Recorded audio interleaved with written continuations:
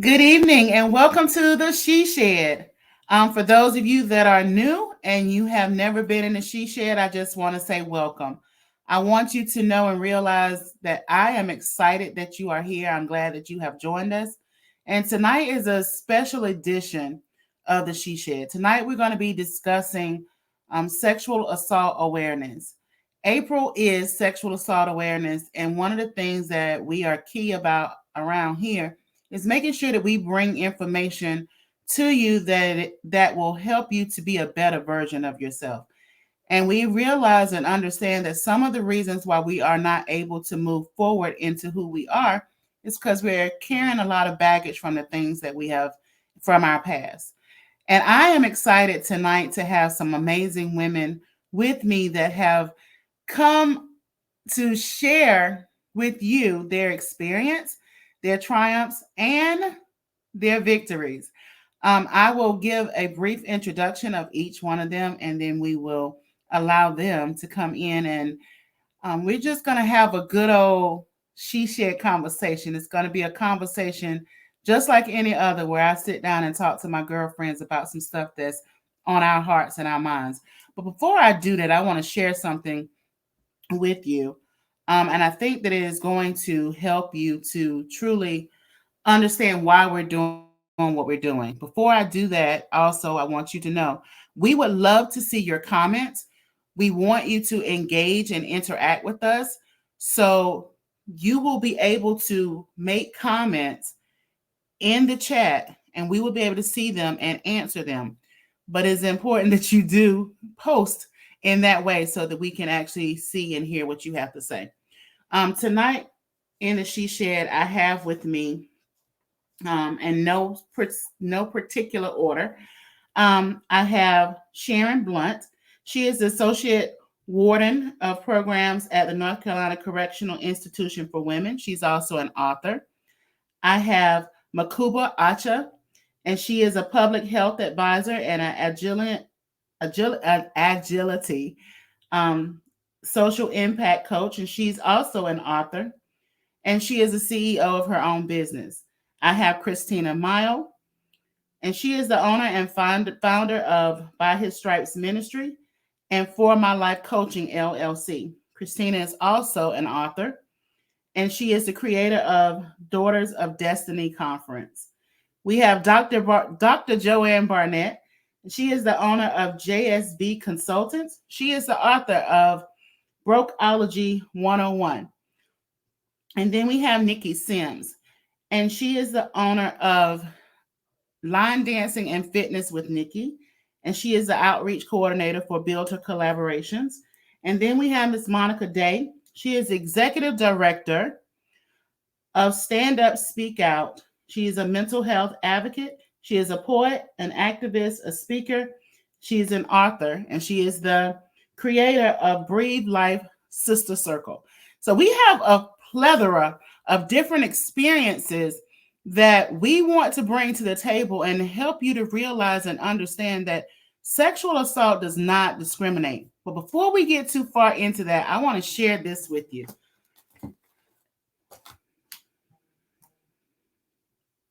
Being an actress even when I wasn't trying. Everyone around me thought I had it all together.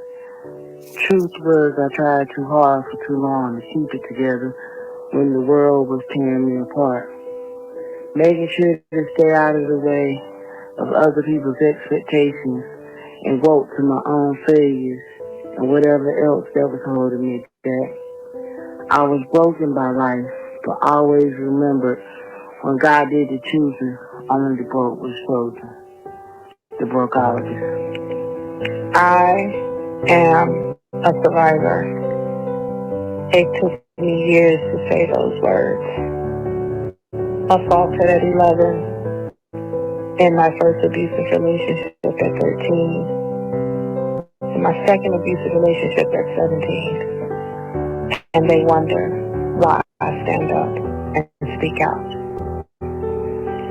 Sexual trauma is perpetrated by family and friends. Ask me how I know. Things no 5-year-old should know. what it's like to experience the first kiss, what it's like to experience being touched between the legs and experiencing that tingly feeling that comes with it, what it's like attributing your whole entire worth to the touch of a man. And people wonder why I look for validation in his bed. You see that smile, but behind that smile are walls built taller than the Empire State Building from sexual and emotional trauma that I endured for years. I have come to realize in life there is such a great power in adversity. How does your mind perceive adversity? Says a lot about you. But the important thing is, remember this: you are amazing, you are good enough, and you are worth it to have the abundance of life no matter what adversity you go through.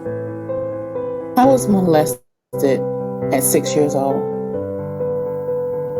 And then I was sexually assaulted at 18. Most of my adult life was at the hands of sexual torment. And even in the midst of all of that, I somehow blamed myself for not being able to trust full-heartedly. It was because of prayer and therapy that I am able to help other women come out of that shame and build a life that they can love instead of just tolerating the life they were given.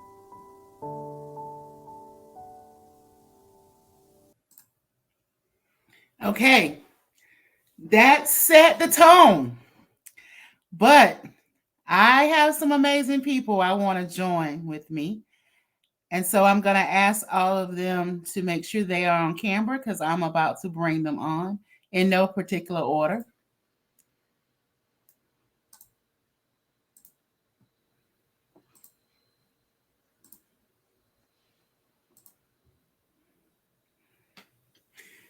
All right. So here we are.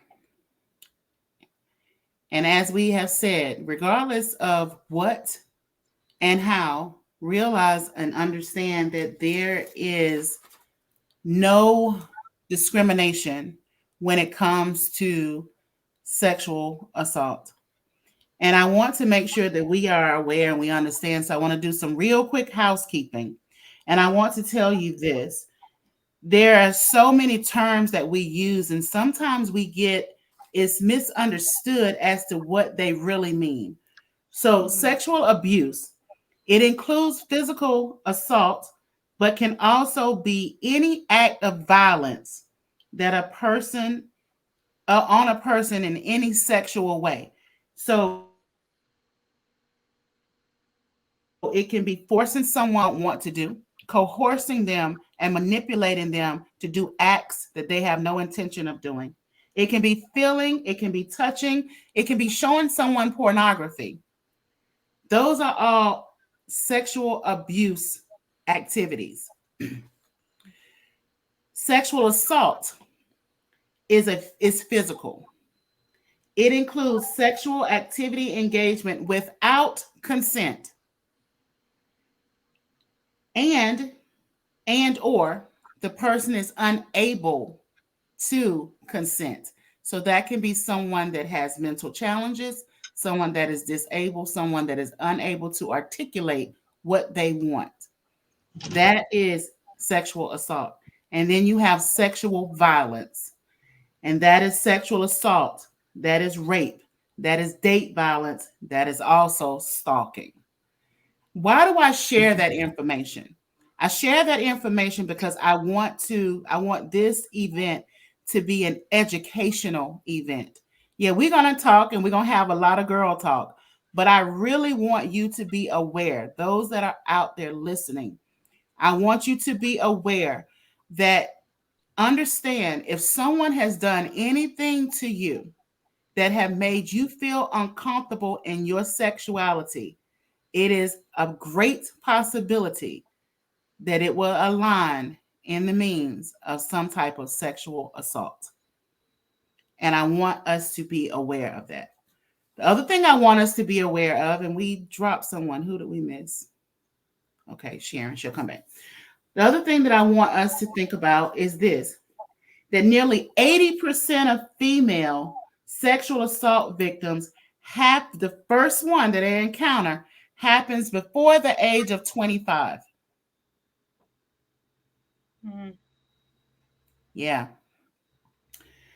And then I want us to know that 1 in 5 women in the United States have been victims of an attempted or completed rape. Y'all think about that. That means now, if you're sitting in a room and there's 5 women, at least one of them has been assaulted or attempted or completed rape was completed on them. That's a high number, y'all. And so tonight, I want to ask the question of the panel.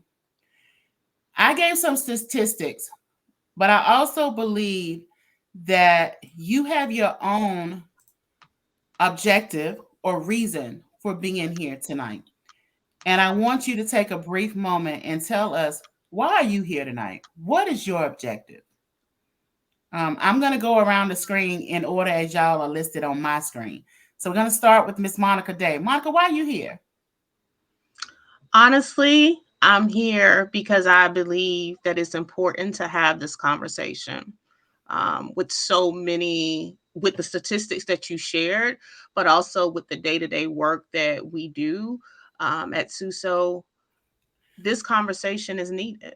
This conversation needs to be in the forefront of people's minds, that this is not something, survivors make up and just want to talk about. This is something that we need to continue to educate people on, and to have open dialogue, so that if there is a person out there that is suffering in silence, that they hopefully will hear these stories and hear these amazing women and powerful women who have overcome, and that they will begin their own healing journey.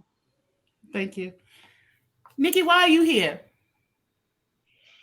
I'm here because I like to change the narrative of who are the perpetrators of sexual abuse to a person. Um, I want people to stop believing in their mind some fantasy of it's somebody that they don't know, or just because you may have liked that person, that they had the right to take things from you that didn't belong to you. Um, because as kids, we've been taught, like Sleeping Beauty, she was sexually assaulted. But it's a fairy tale. We tell our kids all the time. We let them watch the movie. And that man came right over there and took something that didn't belong to him. But okay, that's why I'm here. that part. Christina, why are you here? First of all, I'm still, come on now, Sleeping Beauty, you better. I'm here because I refuse to allow my traumatic experiences to have power over my teachable moments.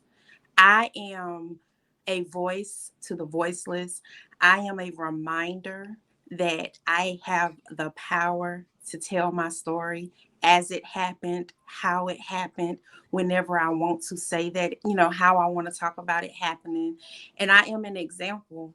For me, everything goes back to my faith and to my walk with Christ. And when I think about now faith, and I think about it being the substance of things hoped for, the evidence of things not seen, I am the evidence of the unseen for that woman and for that man that may not understand what it looks like to have life after the assault. I love it. Joanne, why are you here? You on mute. Sorry about that. I'm here to talk to the little boy, the little girl that's being identified as having mental issues when really they're having a hard time discussing what has happened to them.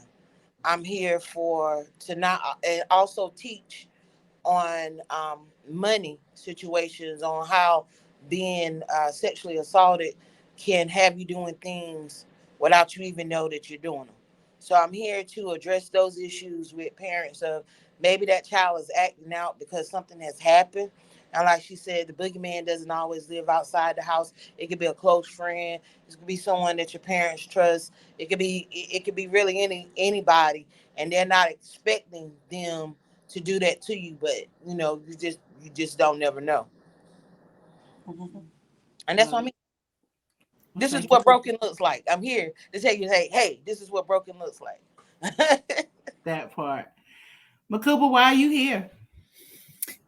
You know, there's a Nigerian musician who sings Afrobeats and he also sings gospel. And he says, if you can use the broken, then my heart is open, Lord.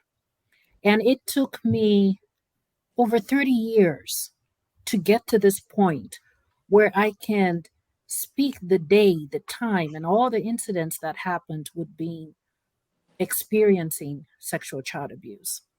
And all of a sudden, it came as a fire to me, a burning fire, because many are called and few are chosen.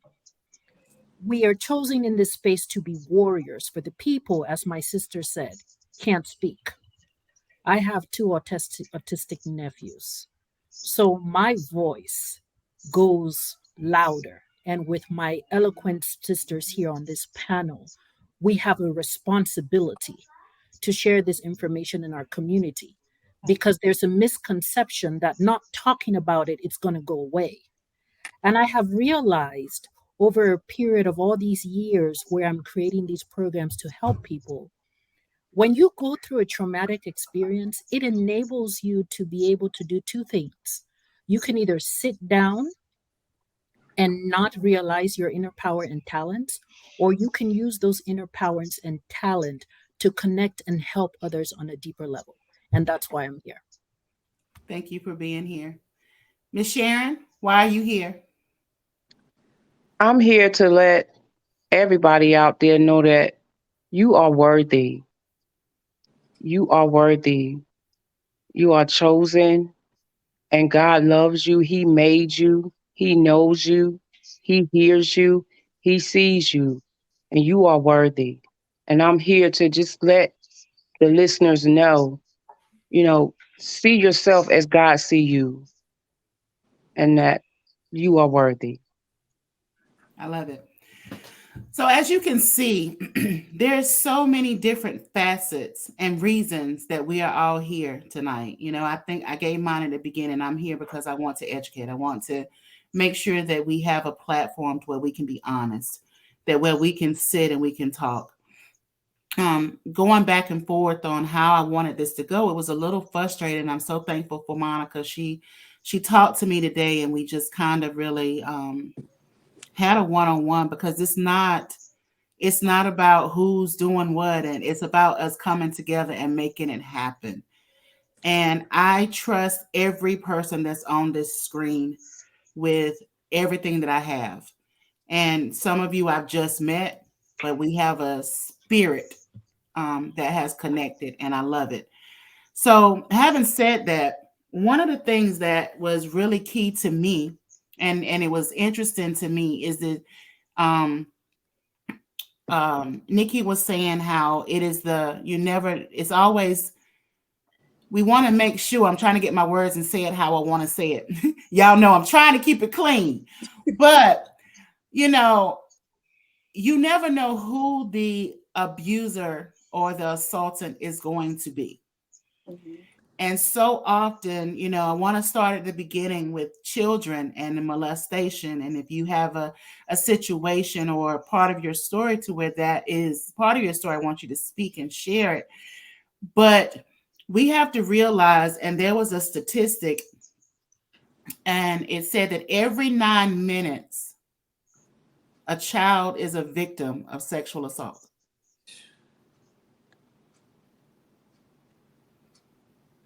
Okay. So my question to you is, what do we do? What do we do for the little girl? And y'all know my take. I'm a firm believer that each one of us have a 6-year-old that lives on the inside of us every day. What are you doing to protect that little girl now? Anybody, everybody. What you doing? Well, I think for me, Tina, I'll go first. I think I'm protecting my daughters. You know, I'm very careful about where I let them go, what I let them see. Even down to my nieces and nephews and uh my adopted nieces and nephews, because everybody calls me auntie. So I'm just very protective with them. I'm very open. Um, I think they can be very honest with me. I don't look at anything in a shocking view, and I want them to be able to talk to me. So they're very comfortable with talking to me, and they have to be comfortable with some. It has to be someone that they can be comfortable and talk freely with. So I just try to break the ice. I don't try to be their friend because I'm not your friend, but I do try to make it a comfortable and safe environment. Well, let's get you some help. You know. So that's what I'm doing now to learn how to talk to children. And I think that's a craft that people should do. You got to learn how. You got to speak their language. A lot of us don't know how to speak the language of a child, and the difference between speaking the language to a teenager and then speaking the language to a young adult and speaking the language of an adult. It's four different languages there. You know what I'm saying? So we have to learn how to address that issue. So okay, so let's unpack that for a minute. So if you have a child, and this is for anybody, and Christine, I saw you come off, so I want you to share what you had to say. But if you have a young child in your vicinity, and you know this child is being assaulted, because there may be someone that's out there that's listening and don't know how to talk to that child. And for those that have that skill, what would you do? How would you handle it? Are you talking to me? I don't use pocketbook like they used to say in my when I was younger. Go wash your pocketbook or close your pocketbook. I don't use that language. I use the terms penis, vagina. I don't talk in that language to my children because I don't want police to think that, okay, oh, they just touched that little girl's pocketbook and she's upset. So I don't use those terms. Those terms are not used in my house. We say the real terms. I'm a realist, so I let them know. No, no, that's your vagina. That's not a pocketbook. No, that's a penis. That's not uh, a rod. That's not what that is. So I don't use that language here. And I think a lot of times, we don't want to say those words because we were taught that, hey, you don't speak like that. You don't talk like that to children. But what happens when that child says, "Oh, he touched my pocketbook," and the police comes and say, "Oh, he just messed with her pocketbook. It's just all." You know. So being honest with your children for one, and stop using those cute little terms because it's not cute when it's happening. It's true. That's true. Anyone else want to share with that? Add on to what Joanne just said? Sure, I'd like to. Going through a traumatic experience, as we all has, to me, has shaped the way I parent. My antennas are up Ooh. because the closest, if you look at the statistics to what Tina said, it's always the closest people that you say they would never do this. And once you start as a parent to say they would never do this, understand right there that there's a red light. So I don't do sleepovers with my daughter. I don't. I have a no sleepover policy. If my daughter sleeps over at your place or you can trust me with your child, I consider it an honor. And I make the parents know. And I share my story with them. I have always shared my story because, like I said earlier, not talking about it, we think the problem is going to go away, right? And I'm with Joanne. I do not say, the birds and the bees and all of that. No, I tell you the right parts, and I want you to be comfortable to come to me. And I think parents have it so difficult as well because when they discover that something has happened to their child, they start to blame themselves. They start to be in guilt. What could I have done? And there's an education piece where you're talking to the parents, you're talking to a teen, and you're talking to a 6-year old. How do you shape your language to that audience? Mm, it's good. It's good. Christina? Oh, I had to Yeah. come in. I was just gonna say it just hit me as you mentioned. I no sleepover policy. Like I used to be the parent was like, oh, my daughter was just like, why can't I go over? But I had to have those conversations. I had to have conversations with parents and educate like parents that was so freely like, yeah, you can go here, you can go there. And my daughter, I can count on one hand the times that she spent the night with anyone. And it wasn't until she was much older. And it used to be like, oh, you're the overprotective parent. Well, I'm gonna have to take that title and be that because I know the dangers of sleeping over and things like that. And I used to just take it on. It's like I'll just take that title. And as I heard you say that, it was just like, yeah, I'm not the only one. Like you can't just trust any and everybody with your children and say, yeah, you can just go spend the night and you don't know what's happening in that home. So thank you, sis, for pointing that out already in the beginning of the show. Sure. So can I add to that? So I was also the protective parent. My kids could not spend a night away from the house, but unfortunately, that didn't stop it because they were assaulted by a family member who was supposed to be at the house, who was a child just like they were. So that is a great way to try to protect your children. But that's why I said that's the reason why I want to change the face of perpetrators because it was family. Um, so with that being said, I with my grandchildren, my granddaughter now, we have I don't want to try to do what I did with my kids because hell, that didn't work. Um, so so I had to take the right. I had to step back. So with my granddaughter, she has a no ask, no tell call policy. She is allowed to call me in the middle of the night and just say, "Come get me." I don't care where it's at. I don't care what who she's with. I don't care what happened before. I don't. I've just made it be so clear that if you are uncomfortable, not even if somebody's touched you or said, but if you feel uncomfortable, you call and it's a no ask, no tell. I don't want you to have the pressure to feel like you have to tell me what happened. But if you want out of that situation, you call me and I come whenever. So that was my reevaluation of policy number one, if that makes sense.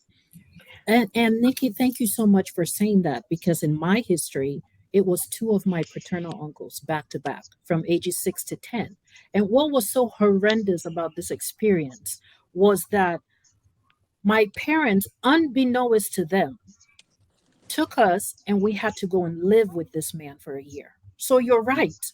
We need to change the face of what the enemy is sending to us because the devil is as crafty as you know what.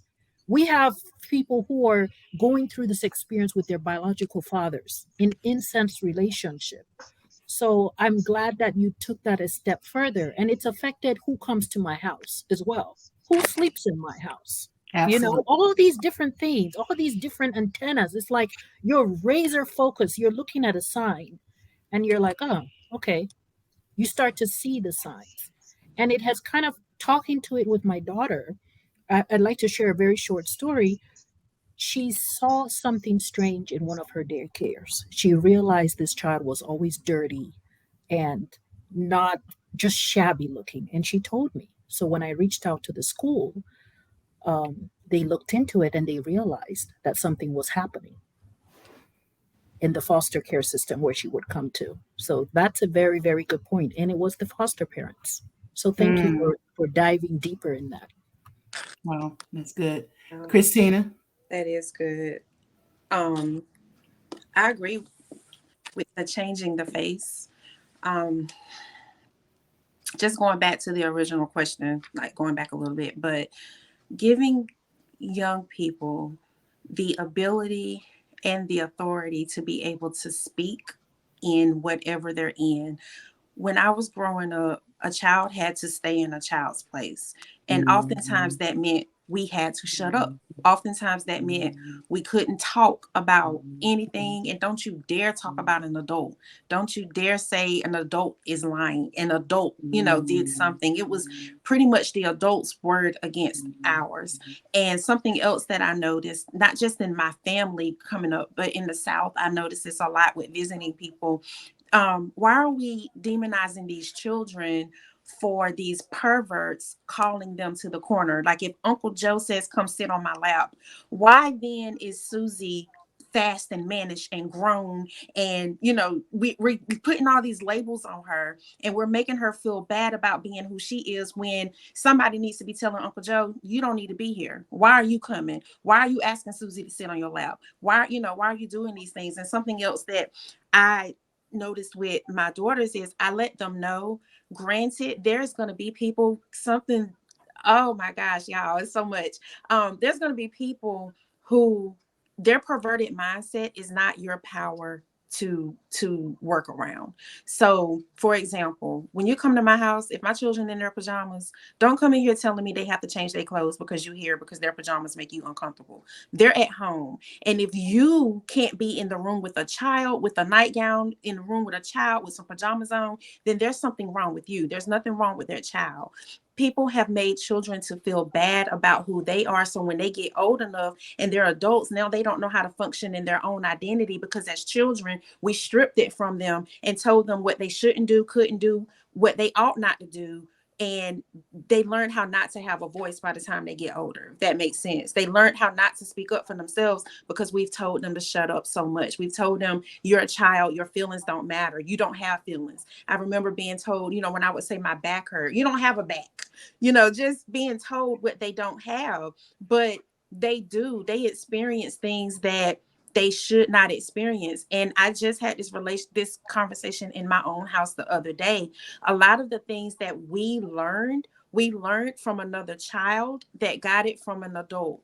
So while you're sitting here thinking that you're protecting them, you got to look at what you're exposing them to with the children of the people that you hang around. If I know your character is bad, your children see that, they emulate that, they're getting that. So now I have to decide, do I want to bring that in my house, Right. or am I going to be the voice for my child when my child doesn't understand how to speak up for themselves? So all of that to say, bringing it back full circle, giving children the right to use their voices, I think that helps, teaching them, I don't care what you have on. It wasn't your shorts. It wasn't your tank top. It wasn't your crop top that made that happen to you. It was that person. It was their decision. Right. It was their perversion. It was them. It wasn't you. It doesn't matter what you have on because they were going to do it regardless if that is what they intended to do. So I think just making them feel good about being themselves and having them to understand it's not me.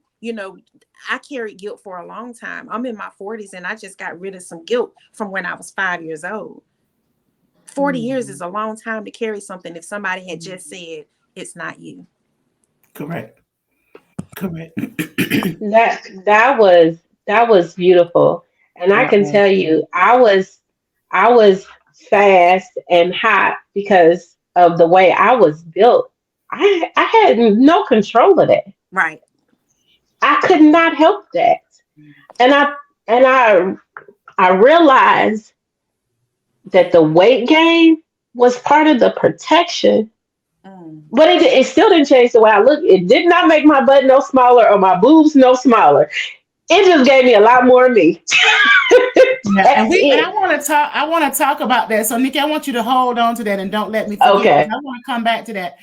Excuse me. And Sharon, I saw that you had come off. yes, girl. I'm so sorry, but it's technology. But I'm back, thank God. But I just wanted to say, I think the for me it would be keeping the lines of communication open. I love that. Call me whenever you feel uncomfortable. You don't have to tell. Um, and again, like you said, I was brought up in that what goes on in this house stays in this house. Don't take the business out. And I put that on my children also. And I am so sorry that I did that. Because sometimes they were afraid to come and tell me things because they thought I would get mad. And so at this stage with my granddaughters, I have a granddaughter that live with me. I'm gonna do the same thing. Like, you can come to me. I want to keep those lines of communication flowing with them so they know whatever goes down. I can go to grandma, I can tell her, I can go to my aunt Sharon, I can tell her, like, she's gonna listen. Or I don't have to tell her. She's just gonna come and get me, Right. and then make it to I want to have that type of relationship where they do feel comfortable telling me. And that's why I stay on my knees. I just because I know in my life the only weapon that I have against any of this is prayer. Because that's what got me through all the trauma that I have endured. And I have endured a lot, and mine's mostly was, at the hands of men that said they love me, and I truly loved them, but again, it just went another way. So, but I've learned that I had to learn love myself, and that's why I said know that God loves you and see yourself like He sees us. Because when I did that, that's when I know I won't be assaulted or mishandled or misused by anybody ever again. Ever. Because I know who I am, I know whose I am, and I know where I stand. And so I'm not even gonna put myself in that situation of wanting love so bad that I allow you to do whatever you want just to say that I have somebody. Right. And I don't ever want my daughters, my nieces, my granddaughters. I don't even care if I don't know you. I don't even want you, any woman or man, to have to go through that. As she said, I'm a warden at a prison. So I was naive to a lot of stuff, a lot of stuff. Um, and just that part of my life just opened me up to how much abuse and trauma that people, children are going through. And it's just, it's eye opening to me. It Yeah. really is.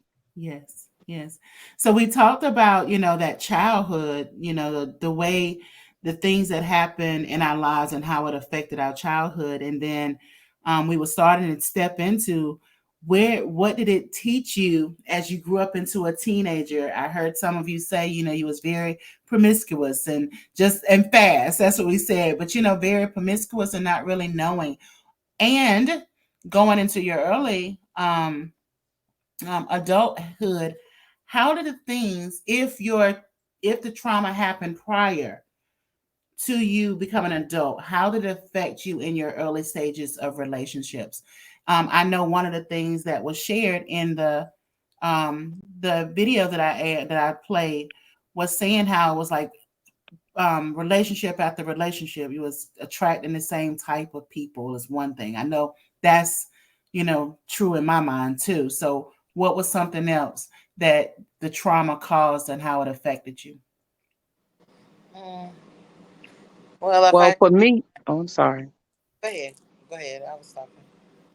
Go ahead. Oh, well, I didn't experience any sexual trauma in my childhood, but I experienced trauma all the same. I grew up with my grandparents until I was like 6 years old. And then my mom came, and when I was born in New York, and my mom brought me to North Carolina with my grandparents. And then when I was like 6 years old, she just came and just out one night, she came and got me and took me back to New York. So that was traumatizing because I had been growing up with my grandparents the whole time. I knew who my mom was, but I had never spent any time with her, like not like that. Like for 6 years, I was with my grandparents. And then she just brought me to New York. She had a new husband, three children, three other siblings that were his. And I didn't feel love. So that was traumatizing. And I wanted to come back to my grandparents. And, she wouldn't allow me. So I grew up and I felt like that's why I was looking for love in all the wrong places because I didn't feel like I was getting it at home because she's over there with her children, my other siblings with their dad, and then I'm over here Me and my other sister with our dad, and we didn't hardly get to see him but every other weekend. So I didn't feel, I know my mom loved me, but I didn't at that time. I just didn't feel it because I got snatched from being the only child to having to go in the house with five children. So I feel I didn't realize it until I was an adult that I made a lot of decisions just because of that. Right. Yeah. Right. I think Um, for me, I equated my worth to the touch of a man, sometimes a woman, um, based on what happened to me in my childhood. Like, I did not think I was pretty if I did not get the cat calls, if people wasn't commenting me on my butt or, making comments about my body. I equated that to being attractive because of the seeds that were planted when I was younger. And then something that I discovered in my older years, abuse was the love language that I understood. When I was growing up, Mhm. I would hear things like, "Oh, you think you cute? Shouldn't I think I'm cute? Or maybe I Mhm. should." I would hear things like, "You black," or just name calling. And it came from people who I knew loved me because they were family. So I equated love to family. Family is supposed to love you. Well, this is how family talks. This is how the ones that love me, that cultivate me, that's growing me, that's nurturing me, this is how they talk. So when I started getting into relationships, I didn't know how to function in healthy relationships. I didn't know how to function when a man was complimenting me, when a man was building me up, boosting my esteem, saying the things that they say in the movies. If we wasn't arguing, he didn't love me. If we mhm. wasn't having all knockout drag brawls, he didn't love me because that was love language to me. If you love me, then you gonna tell me something to humble me, to keep me, here. You're gonna tell me something that even though it hurts, I know that the people that love me, they're going to tell me the truth even if it hurts. Like that twisted mindset, if that makes sense. So I equated things to love that had nothing to do with love at all. I felt like, for me, being touched at a young age, for me, I was 5. The first time it happened, I was 5. And even though I knew it was wrong, it I wouldn't say it felt good, but just that tingly feeling, like it was something that I know this shouldn't be happening, but what was that feeling? I want it to happen again. Like I didn't understand. And that's just the anatomy. Your body is gonna respond. So for me, it was learning me again after all of that, learning that that was not love, learning the difference between a good touch and a bad touch, learning how to have someone be gentle with me versus someone being rough with me, and even with being raped, I've learned from a lot of conversations that I've had with a lot of young girls. They didn't understand the first time they say no. I don't care if you said yes when you walked through the door. I don't care if you got undressed and you was like playing the R. Kelly and I'm ready, baby, let's get it on, whatever. I don't care. The moment you said no and they don't stop, is rape. The moment you say no, I don't want to do it, and they keep going, you are being violated. And I think for me, just being able to understand that, because so often I carried the guilt of, but I went to his house, but I told him he could come over, but I told him, but I got in the car.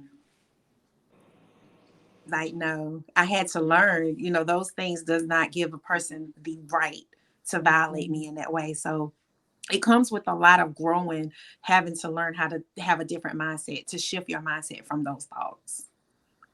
I love it. I love it. But And that is how I'm sorry, Tina, that is how we see it in society. That is how it is perpetrated. If you looked a certain way, or you said a certain thing, or you give a certain permission, that it is okay. And they still browbeat women in court for rape Me cases too. because Me of what too. they wore, Yes. what they Yes. how they looked. Yes. Nobody is, I Mm, need people to understand that no is no. If I come outside butt naked, that ain't got nothing to do with you. nothing. Exactly. Nothing. It ain't got nothing to do Exactly. with you. That ain't gotta Exactly. be, but so what I need from this, and the reason, and again, the reason why I'm here is I need people to stop blaming the victim. No Yeah. matter who the victim is, stop That's blaming them. right. Stop That's telling right. that little girl she That's fast or right. she can't wear this or she That's can't do right. this. Because why are we teaching our girls to body shame so young? You Yeah. now we making it shameful to be what everybody in here has said something about God. God gave her everything she got, Everything. everything from the hair to her feet. So if that is how she was purposely and lovingly made, why does she have to be ashamed of it? Well, That's I feel right. So like I heard this on Facebook. Excuse me, Tina. Let me just get this out right here. I heard this on Facebook, and it was kind of like, everything that is precious, you have to work for. A diamond, you have to work for. It applies pressure. That's worth something, you have to apply for. So with my girls, even though they are shapely, they still you can still be sexy. Uh-oh. Uh-oh. mhm. That was probably gonna be good too. She was finna go in. Yeah, she was finna go That's in. that's that's why it happened I'm like that. sorry. Go ahead. Yeah, anything. I'm sorry. I'm sorry. So it's everything that you have to work for: gold, diamonds, anything that's worth having. You have to work. It has to be applied. When you're talking about oil, there's a crushing of the oil that you have to have in order to receive olive oil. You have to crush the olive. So it's okay that you have that, and it's people that's buying that body. Like I told my little girl, it's people that's buying that body that you got right now, but you can still be sexy without showing everything. You know what I'm saying? You can still have some class. Give them something to work for. You know what I'm saying? Just because you think it looks good on you, don't mean you have to wear it. Why can't you wear that when That you're is, in the privacy of your own home or when you with that one person? My But problem you was wear not was but touching. I why didn't do want we to get still have touchy. to shame women? Why are we still? I get it. I so absolutely understand what you are Can't get a saying. job That like people got that. to work for again, but that's not true. That's what it used to be. Because You can people get a get job on like that. there are people who make 6 and 7 figures, but we don't. That's not what this is for. And I don't want to put this into a debate. I'm not going to do that. All I'm saying is, again, let's just not shame women. If you don't like it, that's okay. If you don't want your daughter to do it, that's okay. And Right. let's be I with think, okay with being okay. but I think that I think for once oh, go again, I ahead, think Tina. that we want to make sure. I'm sorry, Makuba, go No, ahead. I was going back to your question, which how did the experience affect you as a teen as you went? So that's where I was going. Okay. And it's important that the eloquent ladies on this forum realize that in our community, this is a topic that comes out of so amounts of evil, right?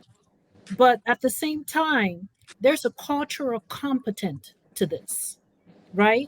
So when you're looking at people that look like me, who were born in California, come from West African parents, raised in Africa, I have two cultures that I'm relating with, right?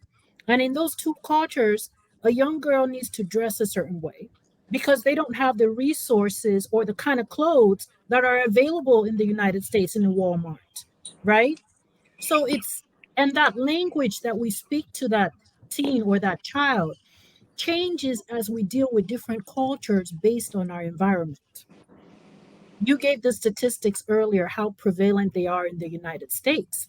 Parents are now living in fear and come from that aspect of, you know what, you're 6 years old, you don't need to be wearing a bikini tank top right now. You will wear that when you have control and you can fight somebody off at 16 when you take karate classes. But at 6, you can go to the bathroom and some crazy person can come pick you up because it, to what Christina said, it is the perverted mind of the perpetrators. To Nikki's point, it's not what they're wearing. I agree with that, but parents are living in fear. For me, I had to be quiet because I had no resources. I had no national hotline where I could call in a country like Cameroon. I had no mentor. I had no coach. And when I confessed in what happened, I was alienated from my family. In my teen relationship, I trusted nobody. I trusted nobody. You talk about the walls of Jerusalem that broke down in 7 days. Mine was up for 30 something years in my relationships because I had a father who was a superman, who was a dedicated father, and I couldn't understand why his brothers were doing this to me. And then I couldn't understand why he couldn't take the stand that in my mind as a teen, I wanted him to still be my superman. But the deed has already happened. I can't change it. And so I think when things, traumatic events happen to us like this, it builds a mistrust in our self doubt, and that hides our talents, that hides our superpowers. It builds the mistrust. Pretty soon, this society that says, you know what, a man can be a dog. Well, now you got women who are doing the same thing because they're like, shh, it happened to me. No one was there to fight me, so I'm going to do it to you, and I don't care. There's no emotional intelligence. And that affects little girls when they don't have that emotional intelligence, when they don't have that person that can say, you know what, you can be all you can be, not knowing they don't have the support to be all they can be. So I just Yes. wanted to share that. I appreciate you bringing that back, bringing it back to that, because two things I want to say is we have to remember that we all, as we are on our healing journey, Mm-hmm. okay, let's call it what it is. While we are on our healing journey, because I'm a firm believer that you are never truly healed from trauma. You just learn to navigate through it. You learn to utilize it in its right way. There can be anything that can trigger you and bring you back and make you feel as if you're not healed, and make you feel that you're still in that trauma. So I want to make sure that we understand that as we are on this journey, that there are going to be things that you're going to see your way and someone is going to see their way, but everybody has their own path to take. And one of the things that I know that Nikki had said, well, let's back up before that. We have to realize that just like Christina said, regardless, no, Nikki said, if we walk out, somebody said, if we walk outside and we have absolutely nothing on, it is my body. You do not have the right to touch it if I don't want you to. However, I also believe that, as Joanne was said, sometimes, and I am definitely, y'all know, I ain't victim shaming because I fight somebody over that, right? But we have to make sure, because one of the things is being a Sarah, and going in and talking to these women that have been assaulted. The first thing that when they're going through these investigations, the first thing they're asked is, what was you wearing? It don't matter. It don't matter what she was wearing. Okay. And It or don't. or they're saying, well, if I hadn't have worn this, and like has already been said, it was going to happen if it was going to happen. Yeah. And I just want us to realize, I want to make sure, as we're coming to that top of that hour, I want to make sure that we are helping that individual that's sitting and trying to figure out, how did I get in this place? How did this happen to me? Why did it happen to me? What did I do wrong? And we really want to make sure that you did absolutely Absolutely nothing nothing wrong. wrong. A person that is going to attack is going to attack. I don't care if you're walking around and you got on a muumuu, or if they're gonna attack if they want to attack. Um, the other thing that we was talking about, Nikki had said, and this was my story, when she was saying how because of everything, there was weight, the physical weight. You picked up physical weight, and that was my thing, is I picked up physical weight trying to prevent myself from being attacked again. Well, if I'm larger, no one can, it's gonna take a little effort. They're gonna have to do some extra stuff to get me down. And so that was the next question that I was going to have. How has your trauma and what happened to you, how has it affected you mentally, physically, or emotionally? I'm going to ask that question of everyone, and then we're going to go to see if there's any questions in the chat. And so I'm going to start with Monica because she's been kind of quiet. I've been listening, taking it all in. It's been good conversation. I love it.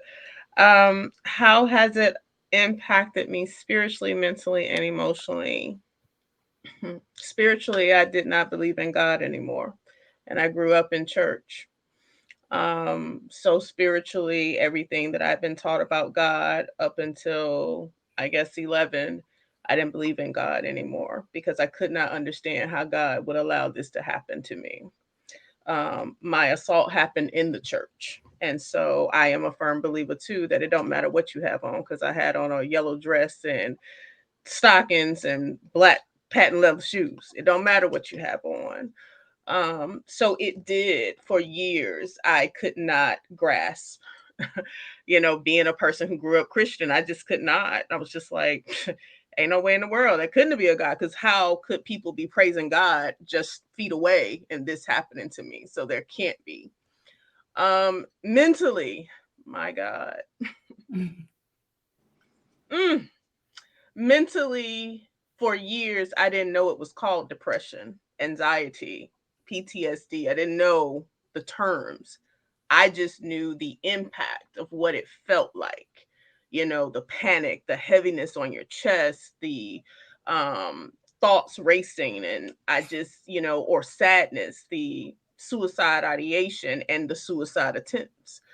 um, for years, I could never utter the words. And even going into adulthood, I could not utter the words that I'm suffering from depression or anxiety, um, until many years later, after therapy and groups and all of that. Physically, shoot, I eat. I eat. I eat to deal with it, right? Like the comfort food eating is a thing that still impacts me today, you know? But I've learned how to shift that. But yeah, physically, it impacted my weight. I heard someone say that earlier, about the weight, and it's almost like it's a protective shield, and it ain't even conscious. I think it's almost subconsciously like it becomes that for you, because you don't want to feel, you just go through so many different things. You don't want to feel pretty, you don't want to feel like people are looking at you and, wanting, to feel like you're sexy and, coming at you in that way. And so for me, it became that, yeah, I emotionally ate. I did things to replace, like taking care of myself, physically, mentally, and emotionally. And I would do a lot to take care of everyone else, but then neglect myself, right, through that process. So it has taken some really intentional work to work through the mental, the spiritual, and the physical and emotional aspect. And it is ongoing intentionality around how I heal, right? Because I'm a believer too, Tina, that healing is ongoing, because there are phases Yeah. to things that impact you that you may not know. How it impacts you at 16 can look different than how it impacts you at 25. That's great. Um, so yeah, that's that's how it's impacted me in those ways. All right. Thank you for sharing that. And Nikki, I really do understand what you're saying. My child was 9 years old, 10 years old, and she went to camp. And the little girls like to wear the half shirts, and I brought her a half shirt, but she's thicker than my other daughter.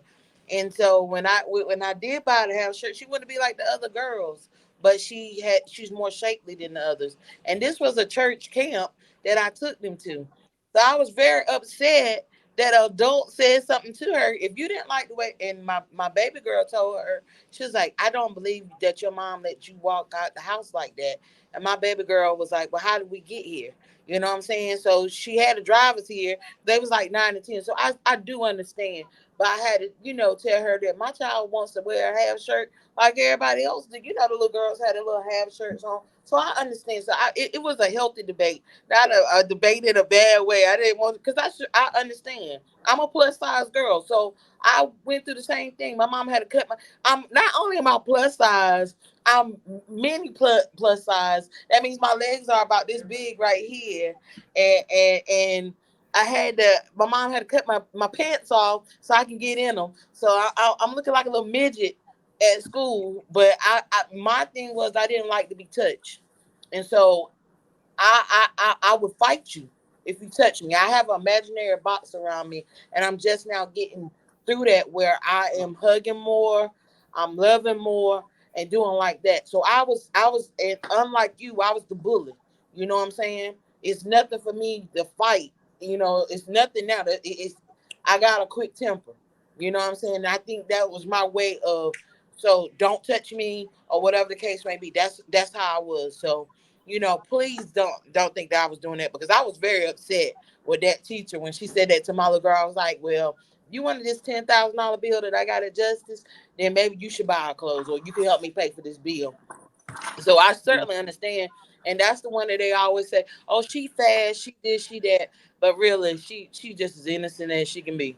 Both of them are really innocent, but they're very shapely, you Yeah. know. Yeah. So I understand. So please, I love you, sis. Please don't be mad with me. Healthy debates. Healthy debates. Oh, girl, if you worried about Nikki arguing with you, that ain't gonna happen. So anyway, so yeah, so like, and it's so amazing. I want to bring that to the front too. Like our traumas. How do I say this? I'm gonna say it how I feel it. The traumas that we go through in life, regardless of what they are, positions us to be on defense about everything. Yes, That is so true, that Tina. is so When true. you talk about That mentally, is so true. you said mentally, spiritually, and health wise. Mhm. So I was like, Monica, I'm like, is there truly a God? But then I realized the God aspect in what we talk about in society, the way I grew up, it's more of the religiosity, if that's a word, right? Going to church on Sunday, reading the Bible, knowing John 3:16. That wasn't helping me. I had to go deeper into spirituality. There were certain things I had to do so that my mind in my muscles would carry me through. I had to start believing what he says about me. He Right. doesn't say I'm a single mother in the Bible. He says I am a mother that will have a child like a Hebrew woman. So turning that around was a lot of work. So I always say there's a spiritual component that got me through. Health wise, I was the reverse of Monica. Food is not my thing, has never been my thing. When I was a teenager, that was affecting me more because I was going between a 2 and a 4 because I didn't want to eat. But what came in terms of health, even though that was affecting my health, I surrounded myself around support. I built a wall. Mm-hmm, mm-hmm, My wall was way up. And until now, I have to catch myself. My husband tells me, over the years that we've been married, because we have feminine energy and masculine energy. And I realized through that experience, my feminine energy was destroyed, was being the past tense. I was I was ready for a fight. You just had to say one word. And I was always protecting myself. I was always in an antagonistic phase. I would look at things 5, 6 times before I engage. And so to that, I think you're right. And I realized that if I love me, I have to take care of me. I have to do Mhm. exercise. I have to eat healthy because I love me. Because when you come from a cup of overflow in loving yourself, then you can serve others. Yes. I love it. Thank you. Um, So the last question that I want to ask is this, and then I want to turn it over and I want you to share um, some things, other things. So I guess it's not really the last question, but um, if you say one thing, if you knowing what you know now, knowing what you have gone through, having your experience, having your, am I echoing? Having, knowing who you are, what advice would you give to that woman that may be looking right now that has been assaulted but is afraid to speak up and afraid to say anything? What would you tell her right now? I would say love yourself enough to speak up. Love yourself enough to get out if you can. Because sometimes it's not easy to walk away, even though you are being assaulted. I know you just sometimes situations will be that you can't just walk away, but call the help hotlines that they have out here. Speak to a friend. At least definitely pray. First seek God. Seek him first. Seek ye the kingdom of heaven first. Is there, if there's anybody that you can talk to, a friend, a colleague, a family member. Sometimes if like you said, it's happening within the family. And then when you say something, families will turn on you quickly. Sad, but it's really true. So find someone that you can speak with or call those crisis hotlines. That I don't have the number, I apologize. But you We'll can have it up Google. in a minute. Okay, call it. Call that number, speak to somebody, let them hear you because that'll start the healing journey for you. If you can just get it out, someone that you feel, and like I said, sometimes talking to a stranger is best because they don't know you, you don't know them, but you just need to get it out. If you can get it out, I guarantee you the healing process will start. Mm. So please, please, I implore you to talk to someone.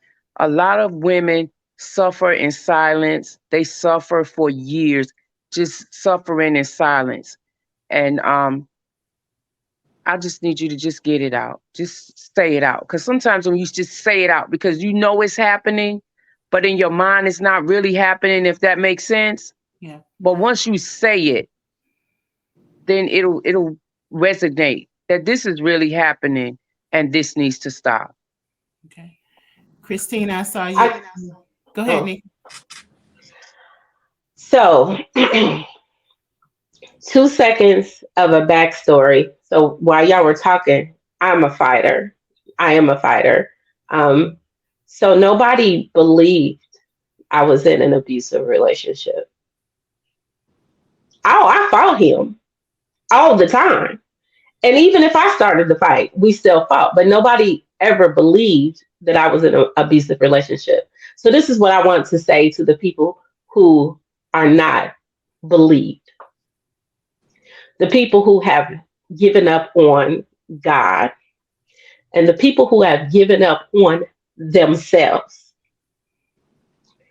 Find a reason to leave, whatever it is.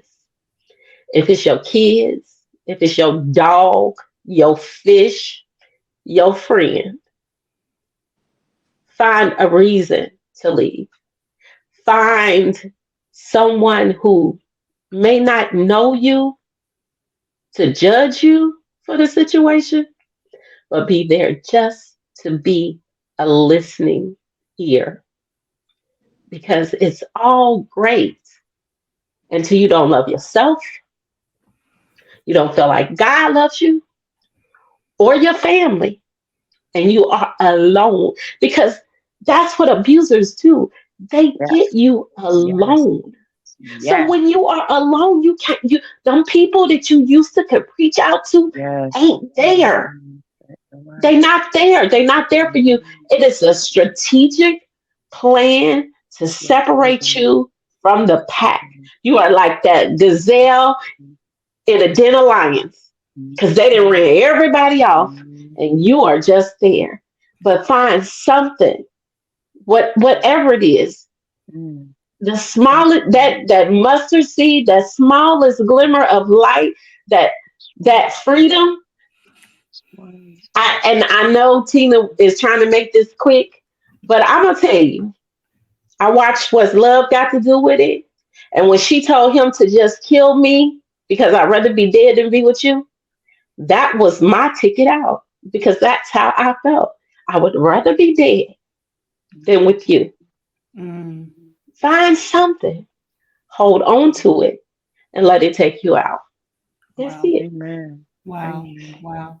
Can I Christina. just say that I can identify with what you just said because I was a fighter all my life. So my family, they could not believe that I was going through such an abusive time in my life. Like no one could believe that, but they witnessed it because it was very abusive, very bad. And I think that a lot of times, if we're honest with ourselves, and I didn't really, like really mean it abruptly, but I want to make sure we make this clear. A lot of times when you get to that point, especially if it's someone that you know, if you're being sexually assaulted by someone you know, it don't start off as an abrupt attack. You're right, groomed into that position, and so that you trust them or you're isolated against them. And I don't want to go deep into that. So for that woman that is sitting out there, and Christine, I saw you come off, and I want you to share what you're going to say. But for that woman that is feeling as if she's trapped and she can't do anything, and or I've been here this long, or I don't have, it must be me. All those things that we tell ourselves. You have been groomed and conditioned to blame yourself. Mm-hmm. That was the intention. It was not you. It is not you. You have been made to feel that way so that they can continue to have that power over you. Okay, Christina. I agree with that. Um, Two things. One is it relates to the days of social media. I can post a video and it can have 4,000 views, but maybe 22 likes. And my point in saying that, keep speaking until someone hears you, because someone is going to hear it. Someone is listening. It's going to capture the attention of that right person. I remember a time when I was in my relationship. For those of you that know my story and those of you that don't, my ex beat me to the point where my face was disfigured, literally, and I was pregnant. And God healed me, but doctors were trying to figure out how to give me my face back. Before that happened, like maybe a month before that happened, I was tired. I was tired. I didn't want to be in it anymore. And I remember I used to go over my mother's and I used to go over another relative's house. And I did not tell them what was happening. I didn't tell them what I was going through, but I would stay so late that I would hope that I would have to spend the night. And I remember what would make me leave is it would get late and it would get to the point where they would say, well, when are you going home? Well, how long are y'all going to be here? And instead of opening my mouth and saying, I don't want to go home, I would rather be here, I want to be here, I would pretty much tuck my tail between my legs and go back. All of that to say, when I started talking about it, even though there were some that was like, but what you gonna do if, or where you gonna go? There was some that was not helping me with the solution. They wasn't giving me the push that I needed, the courage, the encouragement that I needed.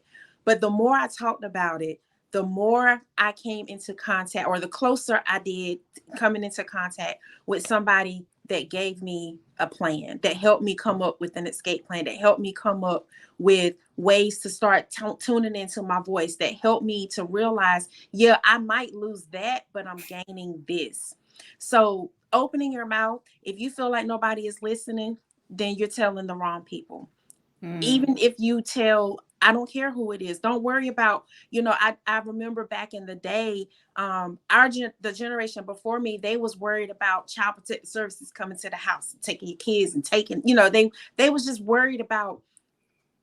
I don't say what I'm about to say to be offensive, but I say this from my story. They were worried about what the white man was going to do. They was worried, if he knew that this black family was going through this, he's going to come and he's going to separate us and you're going to be, all of these things.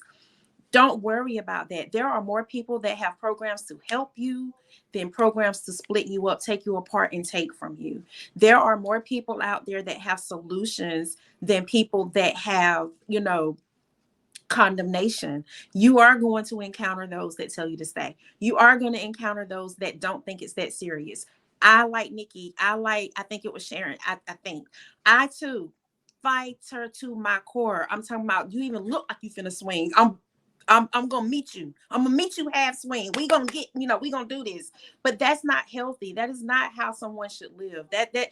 Just because I was a fighter, I took that as a flex. That wasn't a flex. I shouldn't be fighting this grown tail man daily, just to live. So just opening your mouth and not being afraid and knowing that somebody is going to listen. And the second thing is it's not too late to it's not too late to find you. We lose ourselves in these relationships and we get to a certain age and we're thinking, oh, I haven't done that, or I might as well stay because I'm older. Who's going to want me? I'm a mother of four. Who's going to want me with all these kids? I want me with all these kids. And if he don't want me or whoever the next person is, that's all well and dandy. But baby, I'm a package, okay? I'm There you mouthy, go. There but I you got a go. lot to say. There So you go. just connecting to people that have, your best interest in mind. It may not Right. always be your relative. Right. So one That's of the so good. things that I want to make sure, I'm sorry, go ahead, Makuba. No, you were asking us what to tell the audience or that woman who feels they're stuck, that woman who feels it's not your fault. Number one, and if you're a child, it's definitely not your fault. And if it's a parent, you can't change what happened, but now you can help that child be all they can be. And the first thing I'd want to tell the whole audience is follow each of these women on this platform. We have been chosen for such a time as this to be the warriors for you. And we will walk the journey. We will float together, we will swim together, but with these women on these platforms, we will not drown. So make sure you give us a follow and we will help you. And what a wonderful way to go into the ending part. So what we want to make sure that we know now, I just put up the National Sexual Assault hotline. If you are experiencing any sexual assault, this is the number that you can call to get immediate assistance and help. If you are, and I want them to share their own what they do themselves. Um, Monica is the executive director of Stand Up, Speak Out, which is an opportunity which provides services to help. I'm gonna let her tell you what she do because I know what I think she do, but that might not be what it is. So, Monica, what do you do, girl? Tell the people what you do. First and foremost, I stand up and speak out. That's what I do. We provide services for children in particular who have witnessed domestic violence or have experienced sexual abuse. We also work with adults and families. We believe in utilizing a holistic approach. And one of those unique components that we do is we utilize art, poetry, music, and different forms of expressive art in our counseling sessions and group therapy, as well as in our outreach. We believe that there's more than one way to grab the attention of young people and to help them to process what they've experienced. And as a spoken word artist, I use poetry when I felt like my voice was silent. So this is taking something that was very useful for me as a survivor and putting it into this organization. We provide free counseling services to survivors. So if there's someone out there who's in need of services, we provide up to 24 free counseling sessions along with group therapy with a licensed clinician. And we have services and outreach and wellness programs available to families as well. Thank you very much. And Makuba, can you explain to the people what you do? Sure. So I help women and families who have experienced child sexual abuse turn their trauma into their superpower so they can be holistic leaders in their communities, free of anger and shame and bitterness. And we arrange retreats in the continent of Africa because, like I said earlier on the show, there's a spiritual component. So, connecting back, especially for people in our community that look like us, who have never had that experience. I believe world travel has the ability to shape you and transform you enormously. And so, we provide those programs that it's a lot of work, but all you have to do is speak. All you have to do is say it happened. You don't have to go into details, and we walk you through a 60-day and 90-day program, and we take you to Africa for the retreat. Thank you, ma'am. So Christina, I don't, she don't know what happened.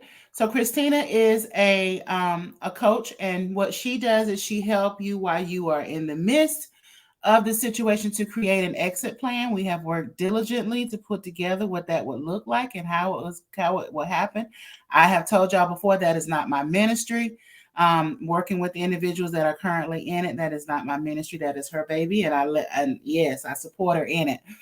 What we and we also have Nikki who allows us to work it out, to find ways of dancing our way and being fit to get out some of that aggression and anger. So Nikki, you want to share more about what you do and where you are located?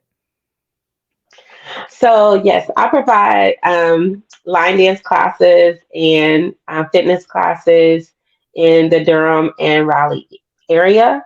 You can find me on Facebook at Nikki Remix or meetup.com/ Down South Shuffle. So come out, work some of that out, and have a great time. And just it's really about fellowship and fun and laughter, and it's something you can do alone, but in a group, if that makes sense. Yes. So because sometimes we need community and sometimes we need autonomy as well, all at the same time, and it's a great place to do it. Right. And then we have Joanne that does a little bit of everything. That's my role. That's my girl right there. But tonight what we want to make sure that she brings to the table or talks about is, sometimes we stay in situations and trauma because we don't have the financial abilities to move. And so that is one of the things that she offers, and she's phenomenal at it. So Joanne, share with the people what you do. Well, I actually am a serial entrepreneur. Like Tina said, I am an author. I wrote a book called Brokeology 101, and it actually deals with being emotionally bankrupt from abuse. And instead of talking about finances, I do have my own accounting firm as well. And I'm also a business coach, and my business practice is Reset.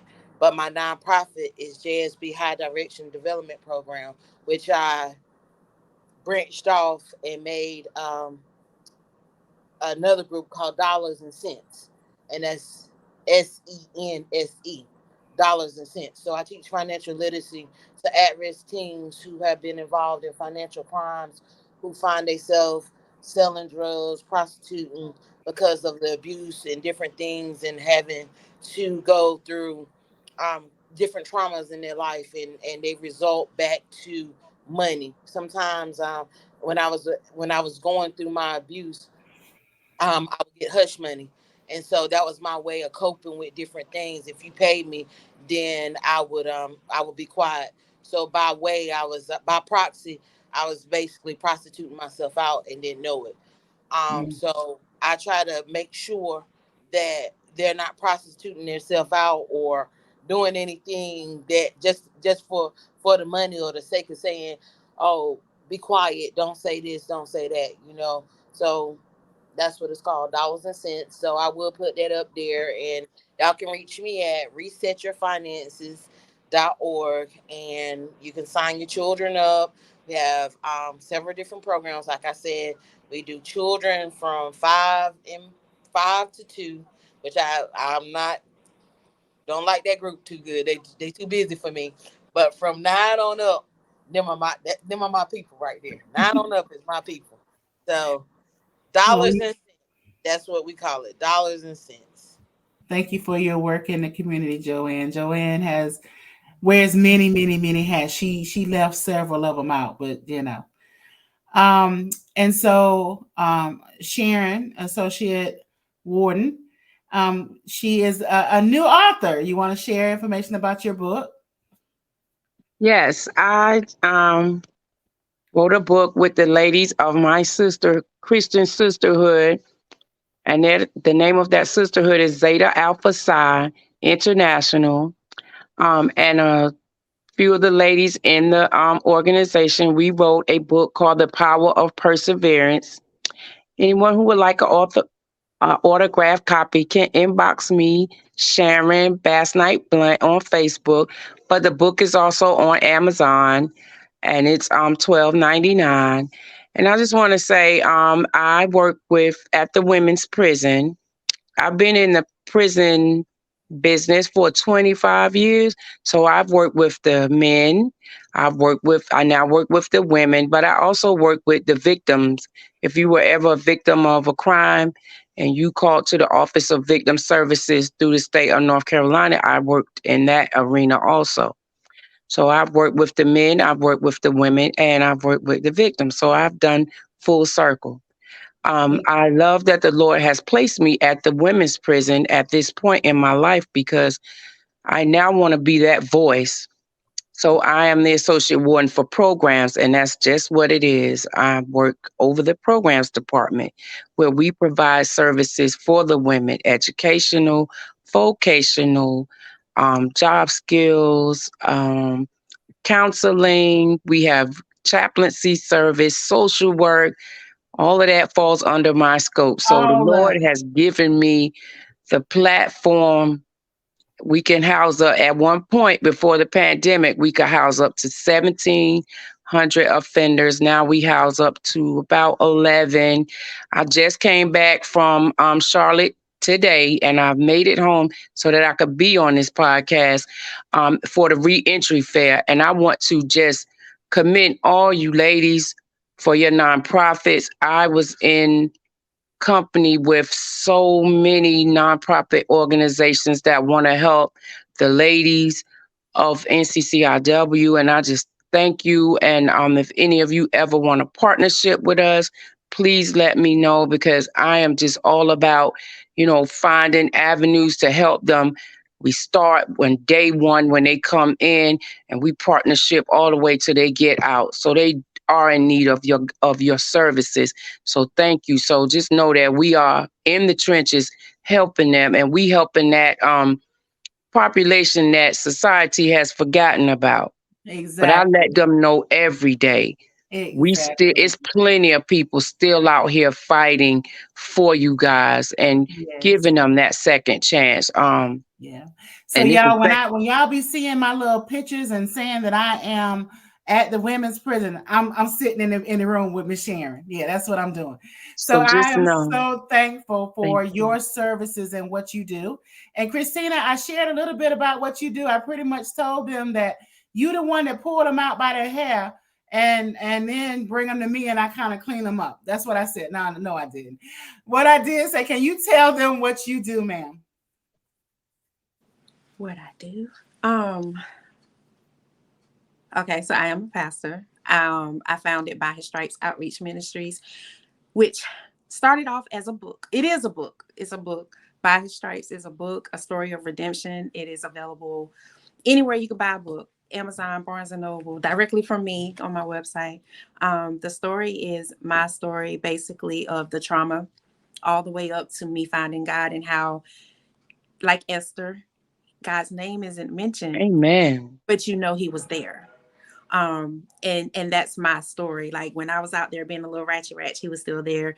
And so my ministry is the hands and feet of God. It's based off of people don't want to hear Jesus is the bread of life when they're hungry.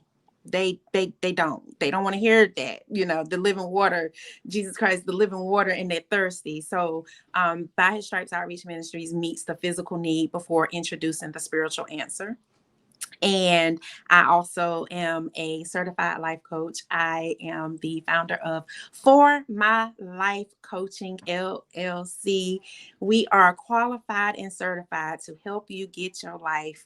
My current coaching program is Overcoming the Obstacles of Me. And in that program, you are just going through a step-by-step process, doing the work, figuring out what your blockages are and how to tear them down.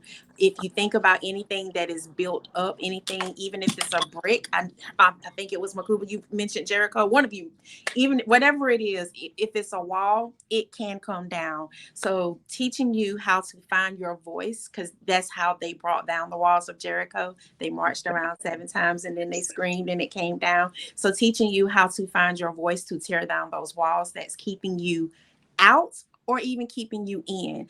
And a lot of people mistake that. They think that things just keep them out, but sometimes you build up these walls to keep you in your own little box. So teaching you how to come out of that. So I'm an author, I'm a life coach, I'm a pastor. And I'm an advocate. I am an advocate for victims of domestic violence and sexual assault. I have done some things with the North Carolina Coalition Against Domestic Violence. I got to meet the beautiful Miss Monica Day years ago when she came to my church for Silent Sins in the Church, Silent Sins in the Church conference many years ago in Apex, North Carolina. And then I also work with Tina. And like she said, I'm just that one they call midnight. I finally left. I don't know what to do. Okay, let's get you in a hotel room until we can get you to some programs tomorrow. Just being that voice and being that coach and continuing to push them. That's what I do. That's me. And I'm So, sure. oh Tina, Lord. I have a gift So for your yeah, and she a audience. mess, and she a hot mess. So I just really want to. Oh, what I do. So for those of you that don't know, my name is Tina Bailey. I am the life strategy coach.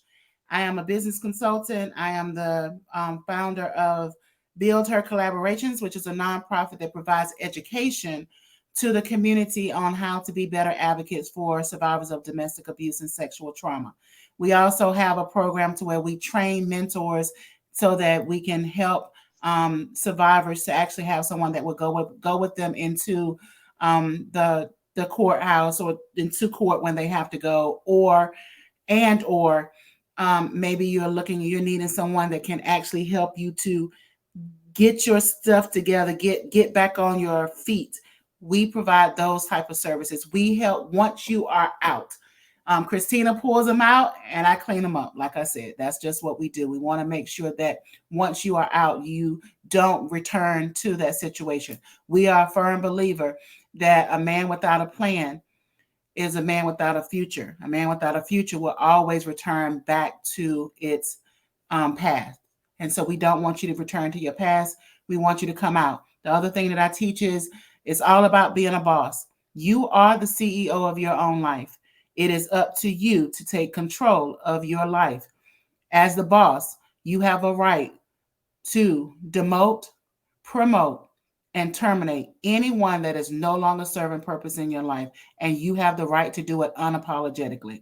So we are excited. We are glad that you are here. I will have the information, the contact information for everyone that's on this panel. And as Makuba said, please follow. Follow each person that you see here because you never know where and what place you will be in, and you may be able to get some services through them, or they may have the resources that you need. So I encourage you to continue through the process. Continue to fight for yourself. We will be here every Wednesday this month talking about sexual assault awareness. We have some really good shows that are coming up that have been planned. We are even bringing in a male, someone that was assaulted as a male, because we always think it's just women, and it's not. And so I want you to be a part of that. So I encourage you all, share this out if you can. It will be on this platform for at least through the weekend. It might even be up here the whole week, month. I don't know. But share it. Make sure that you stay safe, you stay together, and know that we all love you. Y'all have a good one. Good night. Good night. Y'all stay.